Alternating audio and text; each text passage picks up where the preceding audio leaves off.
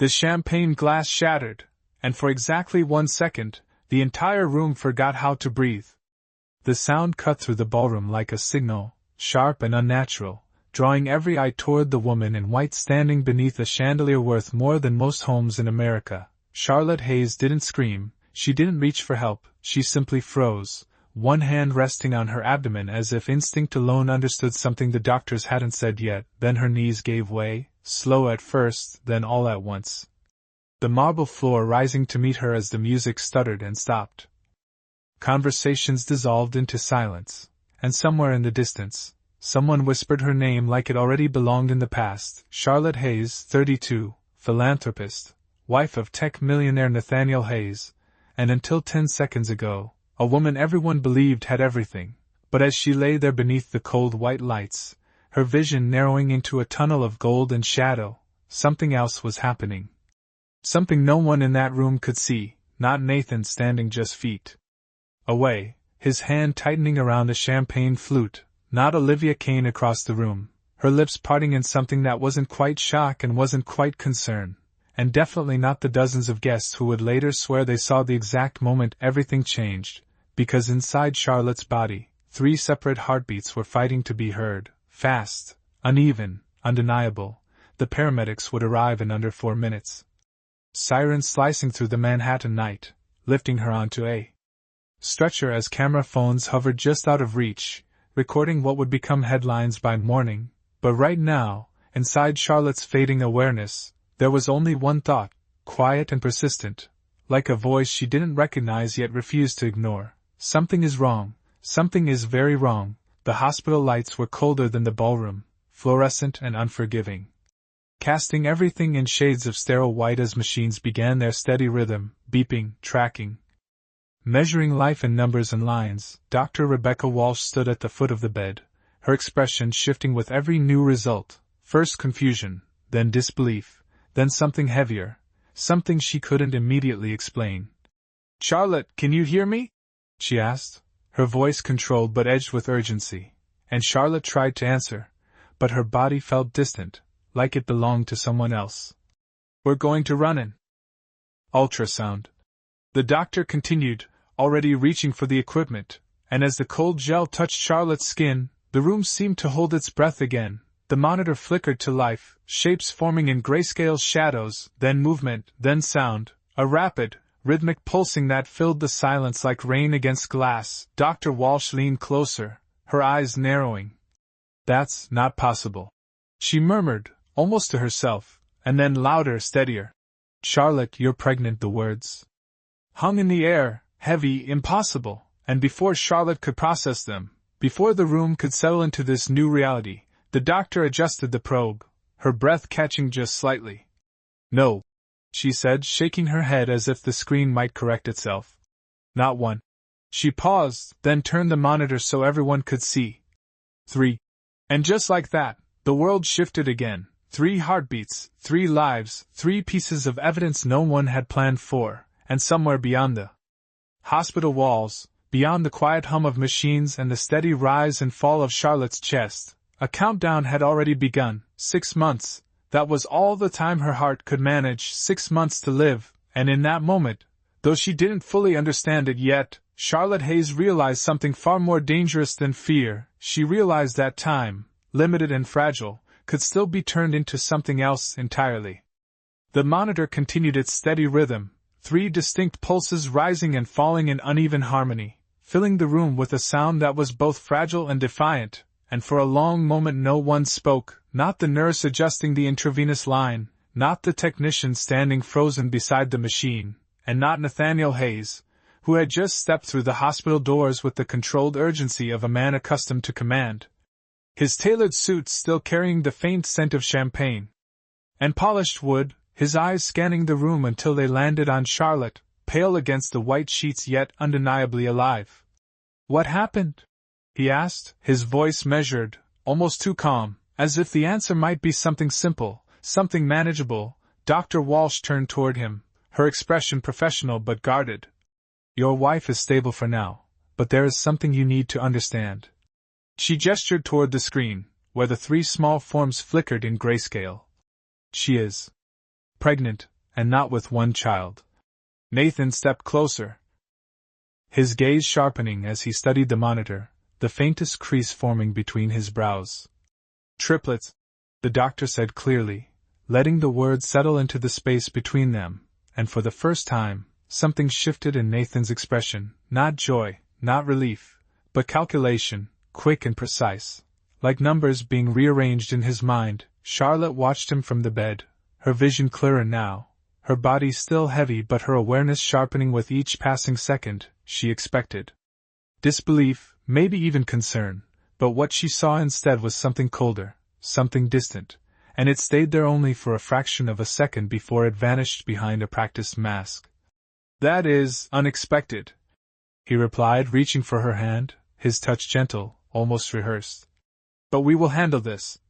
The words sounded right, they always did, but they landed differently now, as if the tone no longer matched the meaning. Dr. Walsh did not respond immediately. She adjusted the settings on the monitor, then spoke again, slower this time. "There is more," she said, and the room seemed to tighten around the sentence. "Charlotte's heart condition has progressed," she continued, her voice steady but unmistakably firm. "Carrying one child would already place significant strain on her system, but 3. She paused, allowing the implication to settle. "It creates a situation we cannot ignore." Nathan's grip on Charlotte's hand loosened slightly, almost imperceptible. "What are you saying?" he asked, and now there was something sharper in his voice, something closer to urgency. "I am saying that this pregnancy is high risk in every sense," Dr. Walsh replied. "We are looking at a timeline measured in months, not years." The words fell into the room like a quiet verdict. 6 months. The number echoed in Charlotte's mind, aligning with the voice she had heard earlier, the invisible clock that had already started ticking. Nathan exhaled slowly, his gaze shifting from Charlotte to the monitor and back again, and for a moment, just a moment, he did not speak. The silence stretched, filled only by the steady beeping of the machines and the soft hum of electricity in the walls. Then he nodded, once, controlled. "We will do whatever is necessary," he said, his tone returning to its usual authority. "Money is not a concern." Dr. Walsh met his gaze evenly. "This is not about money," she said, and the simplicity of the statement seemed to land harder than anything else. Charlotte felt it too, a quiet clarity settling over her, cutting through the confusion, through the fear, through the weight of everything that had just been revealed. 3 lives, 6 months. And a husband whose reaction had not matched the moment. She turned her head slightly, watching him more carefully now, noticing the way his eyes lingered not on her, but on the monitor. On the flickering shapes that represented something far greater than a medical condition, something tied to legacy, to inheritance, to everything his world had been built upon. And as the machines continued their steady rhythm, Charlotte realized that whatever was coming next would not be decided by chance. Because somewhere between the sound of breaking glass and the echo of 3 heartbeats, something inside her had already begun to change.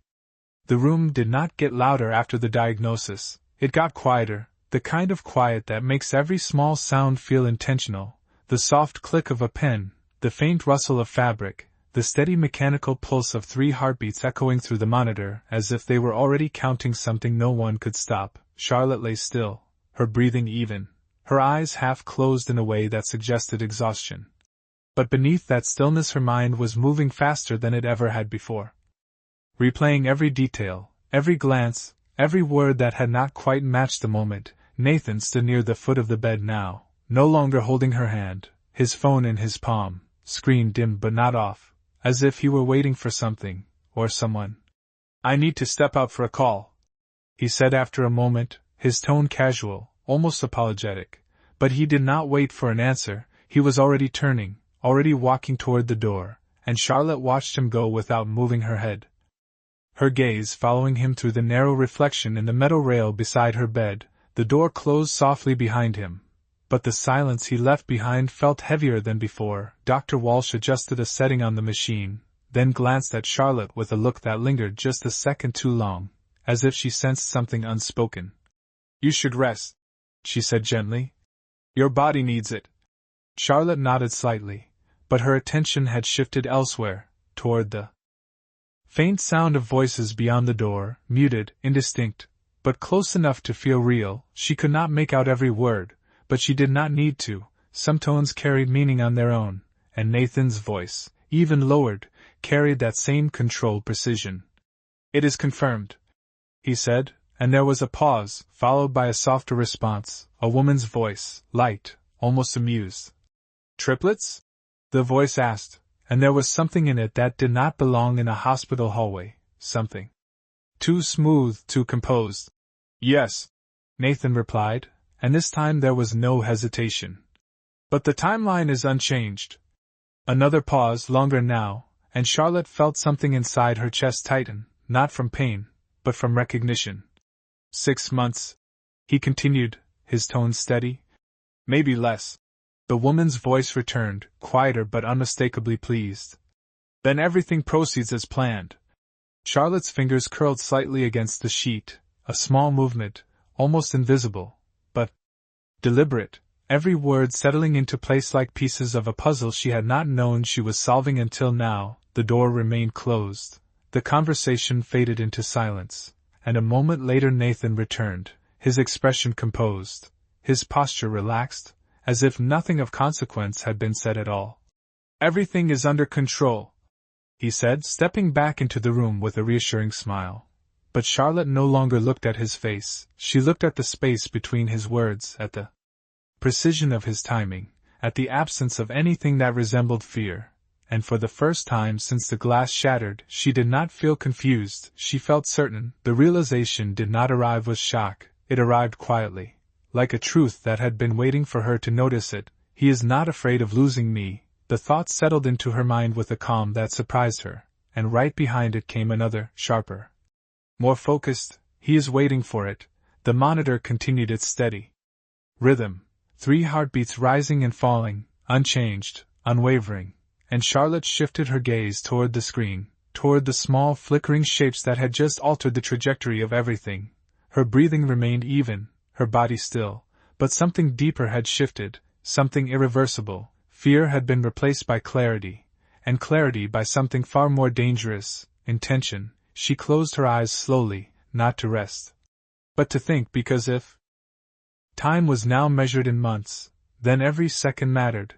And somewhere between the quiet conversation in the hallway and the steady pulse of 3 lives depending on her, Charlotte Hayes made a decision she would not say out loud. She would not wait for the end they were expecting, she would decide how this story ends.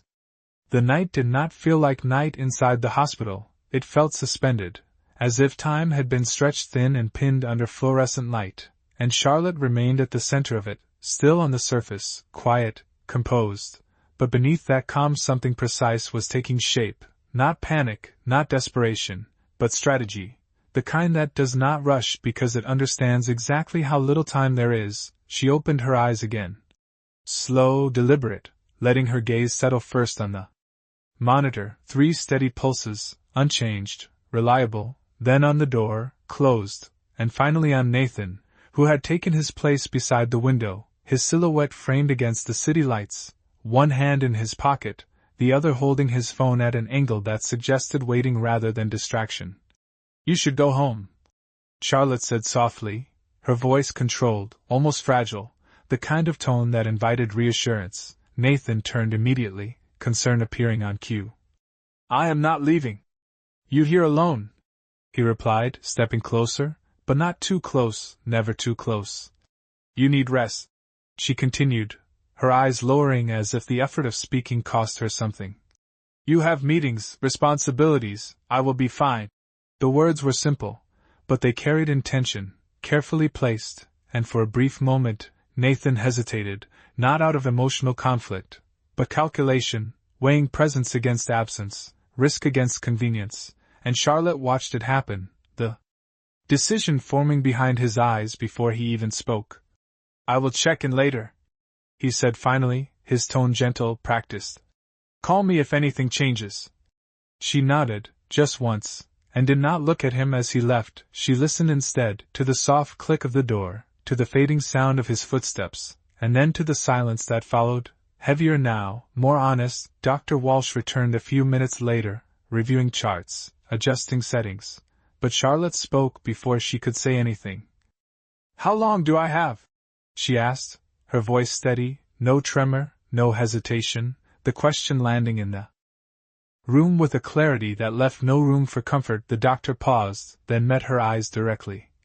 "If everything remains stable, a few months," she said, choosing each word carefully. "But with this pregnancy, especially with 3, it could be less." Charlotte absorbed the answer without reacting, as if she had already known it. "And if I continue?" she asked, her gaze shifting briefly to the monitor, to the 3 small signals that had become everything. Dr. Walsh exhaled quietly. "Then every day becomes a balance," she said, "between your heart and theirs." The room fell silent again, but this time it was not heavy, it was focused. Charlotte nodded slowly, then reached for the edge of the bed, pushing herself up just enough to change her angle, to feel more in control of her own body. "I want everything documented," she said, her tone no longer fragile, no longer uncertain, and the shift was subtle but undeniable. Dr. Walsh noticed it immediately. "What do you mean?" she asked. Charlotte met her gaze, steady, unwavering. "Every test, every reading, every result," she said. "And I want a full DNA confirmation the moment they are born." The request hung in the air, unexpected but precise. The doctor studied her for a moment, as if trying to understand not just the words, but the reasoning behind them. "That is not standard procedure," she replied carefully. Charlotte did not look away. "It needs to be," she said simply, and there was something in her voice now that had not been there before, not fear, not hope, but resolve, the kind that does not ask for permission. Dr. Walsh hesitated, then nodded once, slowly. "I will make the arrangements," she said, and as she turned back to the monitors, Charlotte allowed herself a single breath, deeper than the rest, her eyes returning to the screen, to the 3 steady rhythms that continued without interruption. They were not just lives anymore, they were evidence, proof, leverage, and as the machines continued their quiet work, Charlotte Hayes understood something with absolute clarity. She was not preparing to survive, she was preparing to decide what happens after she is gone. Morning did not arrive with sunlight, it arrived with numbers, with quiet updates on a screen that measured everything Charlotte could no longer feel directly: heart rate, oxygen levels, blood pressure, each one rising and falling in careful negotiation with the life growing inside her, and she watched them the way someone watches a countdown, not with fear, but with awareness, because now every number meant something, every fluctuation carried consequence. The nurse adjusted the monitor and offered a polite smile, but Charlotte's attention remained fixed on the small details others ignored: the timing, the rhythm, the consistency. She was learning her own limits in real time, mapping them like coordinates. Dr. Walsh entered shortly after, tablet in hand, her expression composed but thoughtful. "You were stable overnight," she said, scrolling through the data. "That gives us a window." Charlotte nodded slightly. "A window for what?" she asked, though she already knew the answer would not be simple. "For planning," the doctor replied, and the word lingered longer than expected. Planning meant control, and control meant options. Charlotte shifted slightly against the pillow, ignoring the subtle strain in her chest. "Then we should use it," she said, her voice steady, and Dr. Walsh looked at her more closely now, recognizing the change that had taken place since the night before. "I have already started the documentation you requested," the doctor added. "Everything will be recorded and secured." Charlotte's gaze flickered briefly to the door, then back to the monitor. "Good," she said, because documentation alone was not enough, it needed timing, and timing was everything. A soft knock interrupted the moment, and before anyone could respond, the door opened just enough to reveal a familiar silhouette. Olivia Kane stepped inside with effortless confidence, her presence too polished for the sterile room, her smile perfectly measured. "I hope I am not interrupting," she said, though her tone suggested she knew exactly when to arrive. Charlotte did not react immediately. She let the silence settle first, then turned her head slowly, meeting Olivia's gaze without surprise, without warmth. "Just observation. Visiting hours are flexible, apparently," Charlotte replied, her voice calm, neutral. Olivia's smile widened slightly. "Nathan thought you might appreciate some company." she said, stepping further into the room, her heels making soft, deliberate sounds against the floor. Dr. Walsh straightened, her posture shifting subtly. This is a medical space, she said, firm but controlled. Olivia inclined her head politely. Of course, I will not stay long, she responded. Then her attention returned to Charlotte, and for a brief moment, something colder slipped through the surface, something unguarded. I heard about the development, she said, her eyes drifting toward the monitor, where 3 small pulses continued their steady rhythm. Life can be full of surprises. Charlotte followed her gaze, then looked back at Olivia. It can, she said simply, and there was no weakness in her tone now, no uncertainty. Olivia studied her for a second longer than necessary, as if recalculating something she had assumed was already decided. You should focus on your strength, Olivia added lightly. Time is valuable. The words were soft, but their meaning was not. Charlotte held her gaze, unblinking. I am very aware of that, she replied, and for the first time, Olivia's smile faltered, just slightly, just enough to reveal that something was not unfolding the way she expected. The silence stretched again, thicker now, filled with everything that was not being said. Then Olivia stepped back, smoothing her expression as quickly as it had shifted. Rest well, she said, turning toward the door. We all want the best outcome. And with that, she left, the door closing quietly behind her. But the air she left behind felt different, sharper. Charlotte exhaled slowly, her eyes returning to the monitor, to the 3 steady signals that had not changed despite everything happening around them, and in that moment, she understood something with complete certainty. They believed time was her weakness. But they had not realized yet that she had already turned it into her advantage. The afternoon light filtered faintly through the narrow hospital window, pale and distant, barely touching the edges of the room as Charlotte sat slightly upright, her back supported, her breathing measured and controlled, every inhale deliberate, every exhale calculated, as if even the act of breathing had become part of her plan. The monitor continued its quiet rhythm beside her, 3 steady pulses, consistent, unshaken. And she watched them not with hope, but with precision, memorizing their pattern, their strength, their timing, because they were no longer just signs of life, they were markers of progress, proof that everything was still within reach. Dr. Walsh stood across from her, reviewing notes on the tablet, occasionally glancing up as if reassessing Charlotte's condition in ways that went beyond numbers. Your vitals are holding, she said after a moment. Not improving significantly, but stable enough to continue. Charlotte nodded once, absorbing the information, without visible emotion. Then we continue, she replied, her voice even, no hesitation, and the simplicity of the statement carried more weight than any reassurance could have. Dr. Walsh studied her briefly, then set the tablet down. There is something else, she added, her tone shifting slightly. If we proceed, we need to prepare for early delivery, possibly weeks ahead of schedule, which means neonatal support, intensive monitoring, and immediate testing. Charlotte's gaze moved to her, steady, focused. Including the DNA, she said. Not as a question, but as confirmation. The doctor inclined her head. Yes, it will be prioritized. Charlotte leaned back slightly, letting the information settle, every detail fitting into place with quiet accuracy. I want it done before anyone else has access, she continued, before legal control becomes complicated. Dr. Walsh did not respond immediately, but her expression made it clear she understood exactly what Charlotte meant. I will coordinate with a secure lab, she said finally.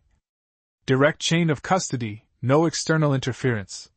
Charlotte allowed herself a small nod, then shifted her attention toward the door as a subtle movement caught her eye, a reflection in the glass panel, someone standing just outside, still, listening, not entering, not knocking, just waiting. She did not turn her head, she did not acknowledge it, but she saw it clearly, the outline, the posture, the intention, and after a few seconds, it disappeared, footsteps fading down the hall. Dr. Walsh followed her gaze briefly, then looked back at Charlotte. You are anticipating something, she said quietly. Charlotte met her eyes, calm, unwavering. I am preparing, she replied, and the distinction between the two was clear, Anticipation waited, preparation acted, the room settled again into its steady rhythm, machines humming, numbers updating, time moving forward in quiet increments. Charlotte placed her hand lightly over her abdomen, not out of instinct, but awareness, feeling the subtle movement beneath, the presence that connected everything. "They think I am running out of time," she said after a moment, her voice low but certain. Dr. Walsh did not interrupt, she simply listened. "But they are measuring it wrong," Charlotte continued, her gaze drifting back to the monitor, to the 3 consistent signals that had not faltered. "Time is not what I am losing," she added, and there was a quiet strength in the way she said it, something that did not need to be explained. "To be understood." Dr. Walsh nodded slowly, as if acknowledging something beyond medical reasoning. "Then we use it," she said, and Charlotte's lips curved almost imperceptibly, not into a smile, but into something sharper, something resolved, because the plan was no longer forming, it was already in motion. Every decision, every request, every controlled breath was a step toward an outcome that no one else in that building had fully seen yet, and as the monitor continued its steady, unbroken rhythm, Charlotte Hayes understood that the next move would not belong to those waiting outside the door, it would belong to her. The clock on the wall read 2:17 p.m., but Charlotte no longer measured time by hours, she measured it by intervals between decisions, by the space between one controlled breath and the next, by the steady rhythm of 3 heartbeats that had not faltered once since morning, and that consistency gave her something no one else in the room could see, leverage. She sat quietly as a nurse adjusted the intravenous line. Her expression neutral, her posture relaxed, every detail carefully maintained.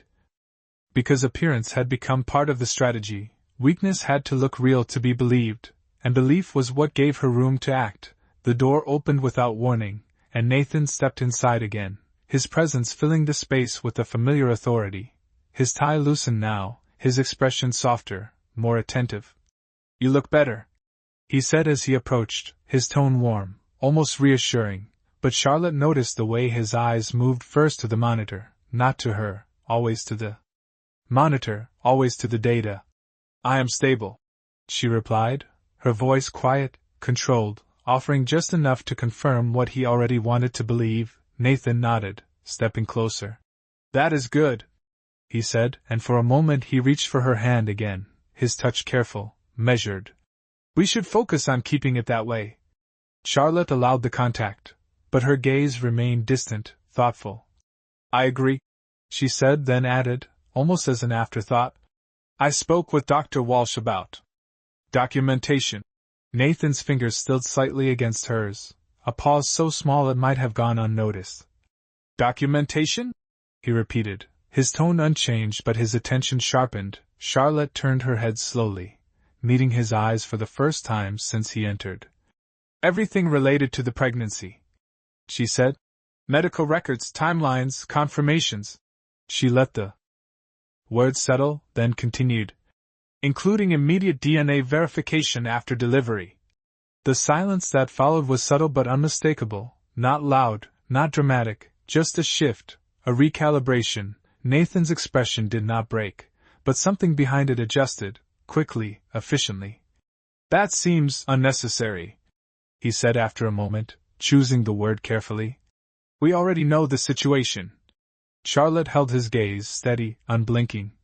"Clarity is never unnecessary," she replied, her voice calm, almost gentle, and the contrast between tone and meaning made the statement land harder than expected. Nathan exhaled slowly, a controlled release, then nodded once. "If it gives you peace of mind," he said, and the concession came too easily, too smoothly, confirming more than it denied. Charlotte inclined her head slightly, as if satisfied, but inside, the confirmation had already been noted, categorized, understood. He was not resisting because he believed he could control it later. And that belief was exactly what she needed him to have. The conversation shifted after that, lighter, surface level. Nathan spoke about work, about schedules, about things that sounded normal. But none of it reached her. Charlotte listened without listening, her attention fixed instead on the structure of the moment, the timing of his words, the absence of urgency where urgency should exist, and when he finally stood to leave again. His hand lingering briefly at the edge of the bed, she did not stop him, she simply watched, her expression unchanged. "Rest," he said before turning away, and then he was gone, the door closing with the same quiet finality as before. Charlotte waited, counting the seconds in her mind, 10, 15, 20, and then she reached for the small device on the table beside her bed, her fingers steady as she activated the screen, a recording interface already open, already prepared. She did not hesitate, she pressed record, her voice calm, clear, deliberate.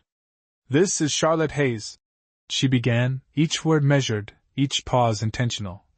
"Today is the first day I understand exactly what I am facing." She stopped there, not because she had nothing else to say, but because timing mattered, and this was only the beginning. She ended the recording and set the device back in place, her gaze returning to the monitor, to the 3 steady pulses that had not changed, not once, and as the machines continued their quiet rhythm, Charlotte Hayes understood that every second from this point forward was no longer something to survive, it was something to use. The recording device remained still on the table, its screen dark again, but Charlotte knew exactly what it held, the first piece of something much larger, something that would not rely on memory or assumption, only on proof, and proof, she had realized, did not need to be loud to be undeniable. The monitor beside her continued its steady rhythm, 3 pulses, consistent, unwavering. And she watched them with a quiet focus that had replaced everything else, not fear, not uncertainty, only calculation, because every second now had a purpose. The door opened slowly, not with urgency, but with intention, and this time it was not Nathan, it was a man Charlotte recognized immediately, Daniel Brooks, her attorney, his presence precise, understated, carrying the kind of authority that did not need to announce itself. "Mrs. Hayes," he said as he stepped inside, his voice low but clear. "I came as soon as I received your message." Charlotte inclined her head slightly, acknowledging him, without unnecessary movement. "Thank you for coming," she replied, her tone controlled, deliberate. Dr. Walsh glanced between them, then quietly excused herself, understanding without explanation that this conversation required privacy. The door closed behind her, and the room shifted again, not quieter, but sharper, focused. Daniel stepped closer, placing a slim folder on the table beside her bed. "You mentioned urgency," he said, his eyes steady, assessing. Charlotte looked at the folder, then back at him. "I do not have time to wait," she said simply, and the absence of emotion in her voice made the statement more powerful, not less. Daniel nodded once, opening the folder, revealing documents already prepared, already structured. "We can establish a protected trust," he explained. "Assets transferred directly to your children upon verification of legal status." Charlotte's gaze flickered briefly to the monitor, to the 3 steady signals that defined everything now. "Verification will be immediate," she said.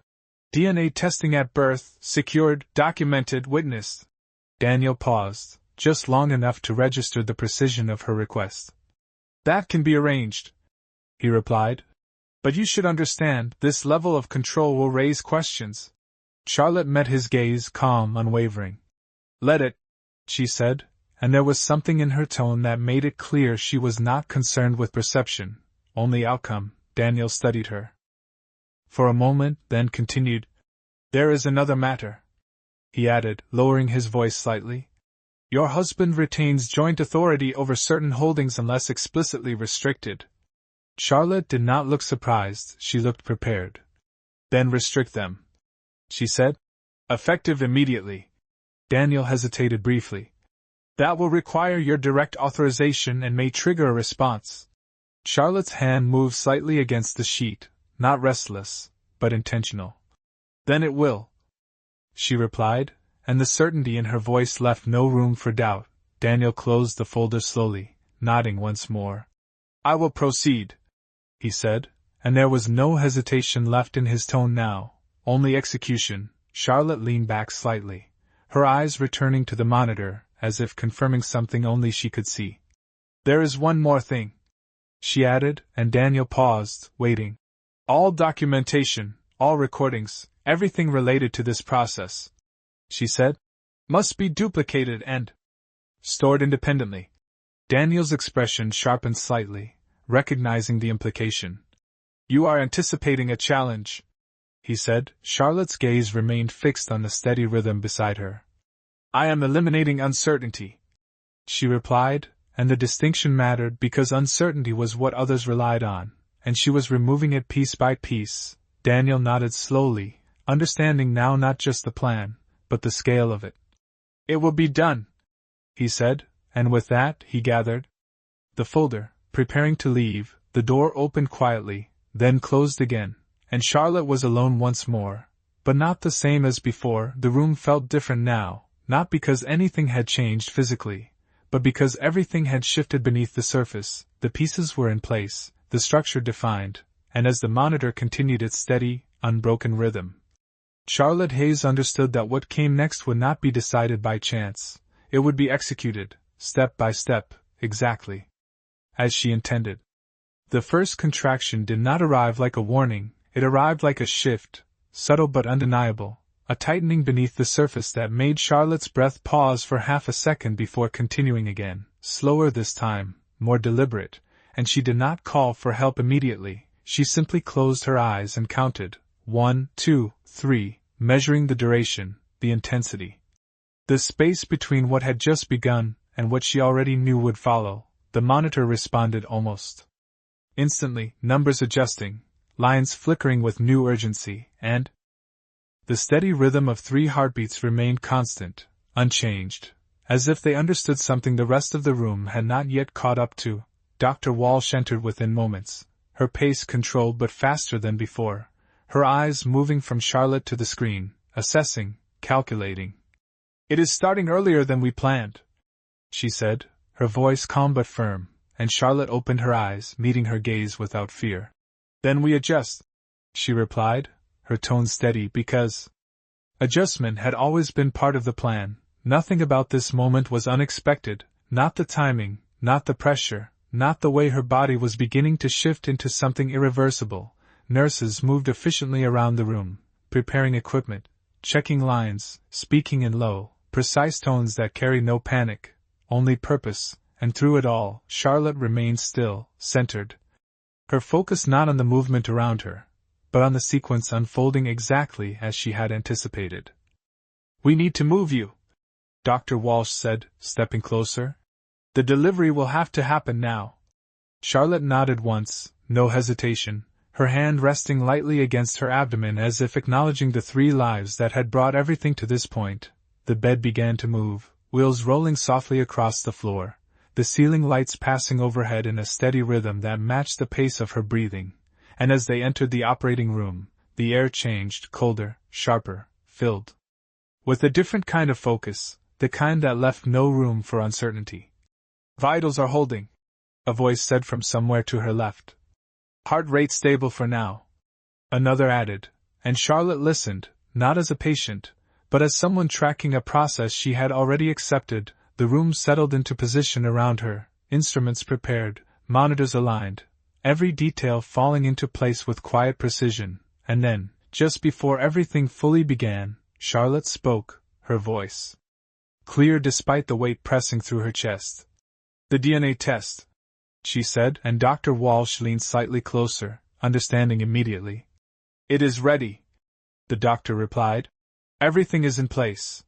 Charlotte held her gaze for a second longer, confirming what mattered, then closed her eyes again, not in surrender, but in control, because this moment was not chaos, it was execution. The first cry came minutes later, sharp, immediate, cutting through the controlled silence of the room.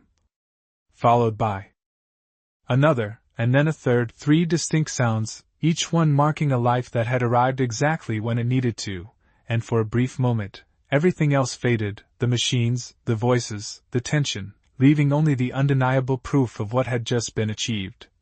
All 3 are stable, a nurse announced, her voice steady but filled with quiet relief, and somewhere in the room, a sample was already being taken, labeled, secured, documented, exactly as requested, exactly as planned. Charlotte's breathing slowed, her body easing into a stillness that felt almost distant, and though the room remained active around her, though voices continued and steps moved and instruments were cleared away, Her awareness narrowed to one final point of clarity. The process had begun, the evidence existed, and as the monitor continued its steady, fading rhythm beside her, Charlotte Hayes understood that the next phase of her plan was no longer in her hands, but it was already unstoppable. The room did not celebrate, it stabilized, the sounds of 3 newborn cries fading into the background as they were carefully transferred to neonatal care, each movement precise, controlled, documented, and Charlotte lay still at the center of it all, her breathing shallow but steady, her awareness drifting at the edges yet holding on to one single thread. The plan is in motion. Dr. Walsh remained beside her, eyes fixed on the monitors, watching the numbers with a focus that left no room for distraction.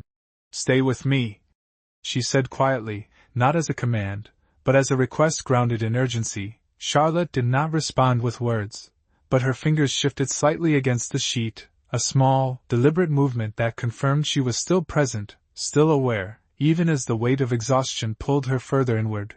Outside the operating room, the hallway had begun to fill, not with chaos, but with anticipation. Nathan stood near the far wall, his posture composed, his expression carefully arranged into concern, while Olivia stood just behind him, her presence quieter now, her gaze fixed on the closed doors with an intensity that betrayed her patience. "It is taking longer than expected," she said softly, her voice low enough to avoid attention. Nathan did not respond immediately. His eyes remained on the door, calculating, waiting. "These things are unpredictable," he replied after a moment, though there was no uncertainty in his tone.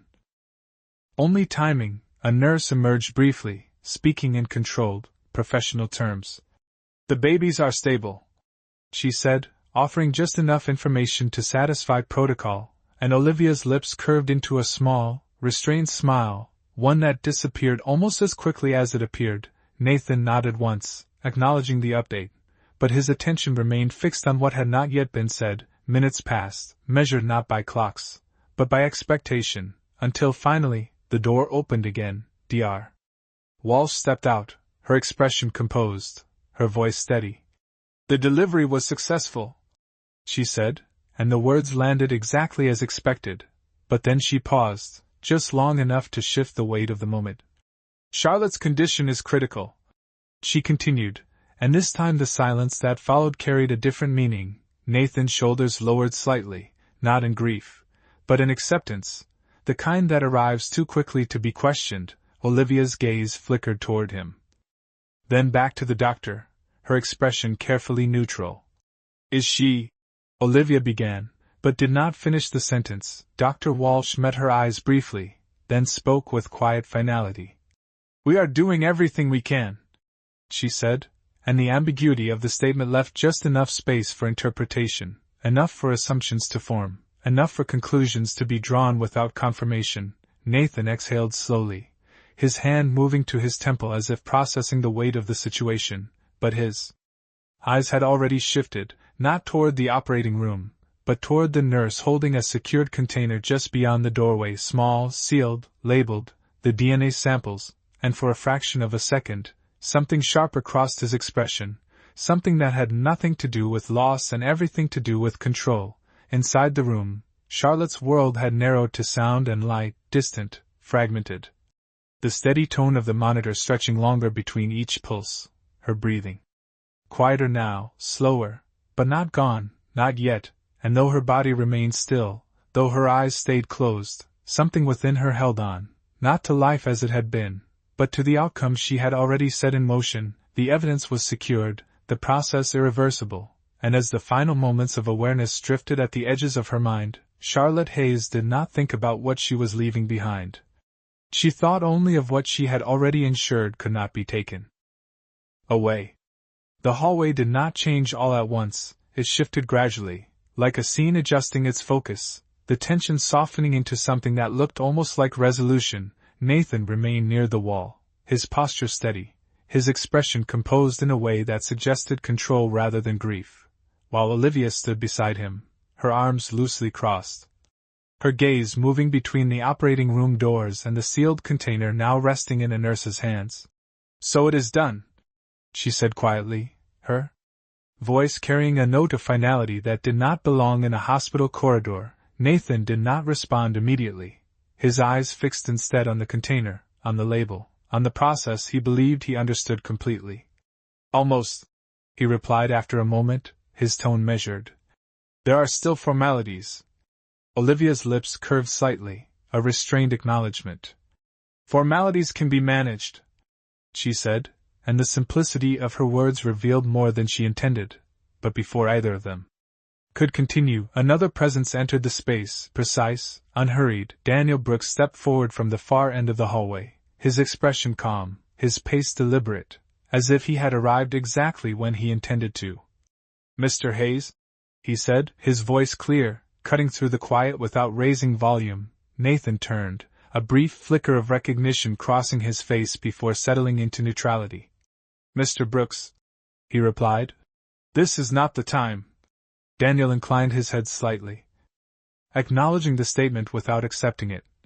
On the contrary, he said, this is exactly the time. Olivia's gaze sharpened, her posture shifting subtly as she assessed the new variable. Daniel continued without pause. The preliminary results have been expedited, he said, gesturing toward the sealed container now in his possession, the nurse having stepped aside with quiet compliance. Chain of custody has been maintained throughout. Nathan's expression did not change, but his attention sharpened. Preliminary results?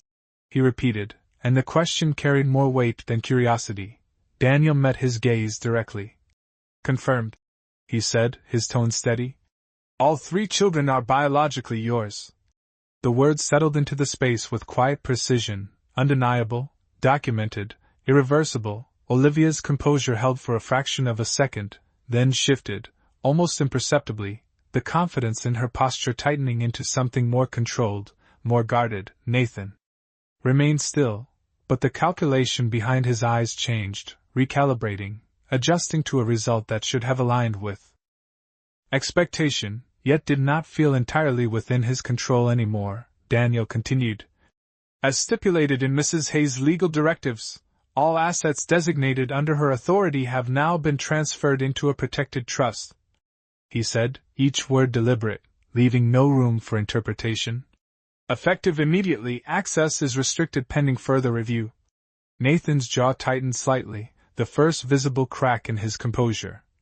That is not enforceable without my consent, he said, his voice lower now, more controlled. Daniel did not hesitate. It is already enforced, he replied. Authorized and executed prior to delivery. The silence that followed was no longer neutral, it was sharp, defined, filled with the realization that something had moved beyond expectation. Olivia stepped forward slightly, her voice smooth but edged with tension. You are acting on incomplete information, she said, but Daniel's expression did not change. No, he replied. I am acting on complete documentation. He reached into his folder and produced a small device, placing it carefully in Nathan's hand. Including this. Nathan's gaze dropped to the screen, and as it activated, Charlotte's voice filled the space, calm, clear, undeniable. This is Charlotte Hayes. The recording began, and in that moment, the entire structure of control shifted, not loudly, not dramatically, but completely, because the voice they had expected to fade had already been secured, already been preserved. And as it continued to speak, outlining intent, confirming decisions, eliminating ambiguity, Nathan understood something he had not accounted for. Charlotte had not left anything unfinished, and Olivia, standing just behind him, realized it at the exact same moment. The outcome they had anticipated was no longer theirs to shape, it had already been decided. Charlotte's voice did not rush, it did not tremble, it moved with the same calm precision she had shown in every decision leading up to this moment, each word measured, each pause intentional. If you are hearing this, the recording continued, then the process has already begun. Nathan's grip on the device tightened slightly, not enough to be obvious, but enough to register, his eyes fixed on the screen as if control could be regained through focus alone. Olivia stood just behind him, her expression no longer smooth, no longer effortless, something sharper now, something unsettled. Daniel remained still, observing, allowing the recording to unfold without interruption. All medical documentation has been secured. Charlotte's voice went on, steady and clear, all legal. Transfers have been executed prior to delivery, and all assets under my authority are now protected in trust for my children. The hallway seemed to narrow around the sound, the air shifting as each sentence removed another layer of assumption. Nathan exhaled slowly, his jaw tightening as the implications settled into place. This is conditional upon verified DNA confirmation. The recording continued, which will be completed immediately following birth. Olivia's eyes flickered briefly toward Daniel, then back to Nathan, calculating, adjusting, searching for a gap that no longer existed. No external party has authority to alter these conditions. Charlotte's voice added, and the simplicity of the statement carried a finality that left no room for interpretation. The recording paused for half a second, just long enough to shift the tone. This is not an act of protection, she said next, and the change in phrasing caught their attention more than anything before it. It is an act of certainty. Nathan's expression hardened slightly, the controlled composure beginning to fracture at the edges, because certainty was not something he could negotiate with, not something he could delay or redirect. Daniel spoke then, his voice quiet but firm. All documents have been filed and verified, he said, reinforcing what the recording had already established. There is no procedural avenue to reverse the transfers at this stage. Olivia stepped forward, her tone smooth but no longer relaxed. There are always avenues, she said, but the statement sounded less like confidence and more like resistance. Daniel met her gaze without hesitation.